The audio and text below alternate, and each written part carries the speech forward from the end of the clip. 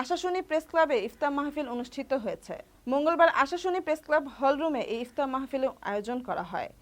Ashashuni press club সভাপতি GM. আল ফারুকের সভাপতিত্বে ইফতার মাহফিলে প্রধান অতিথি হিসেবে উপস্থিত ছিলেন আশাশুনি থানা অফিসার্স ইনচার্জ নোমান হোসেন, আশাশুনি থানা পুলিশ পরিদর্শক আব্দুল ওয়াদুদ।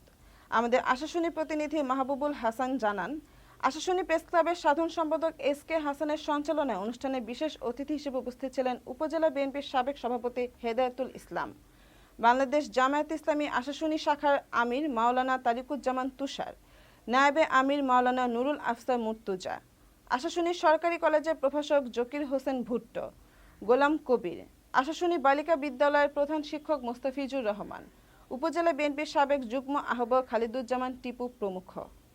ইফতার মাহফিলে অন্যান্যদের মধ্যে উপস্থিত ছিলেন আশাশুনি প্রেস ক্লাবের সাবেক সভাপতি জি.এম. মুজিবুর রহমান, সাবেক সভাপতি এস.এম. আহসান হাবিব, সাংগঠনিক সম্পাদক প্রভাষক শেখ আশিকুর রহমান, দপ্তর সম্পাদক শেখ বাদশাহ, সদস্য হাবিবুল্লাহ, আশাশুনি রিপোর্টার্স ক্লাবের ভারপ্রাপ্ত সাধারণ সম্পাদক বি.এম. আলাউদ্দিন, দপ্তর সম্পাদক মাহবুবুল হাসনাইন টুটুল, সাংগঠনিক সম্পাদক লিংকন আসলাম, বুধহাটা ইউনিয়ন বিএনপির সাবেক সাধারণ সম্পাদক খোরশেদ আলম, বুধহাটা আঞ্চলিক প্রেস ক্লাব সভাপতি হাসান ইকবাল মামুন, সাধারণ সম্পাদক ইয়াসিন আরাফাত ডেনিস সহ প্রমুখ।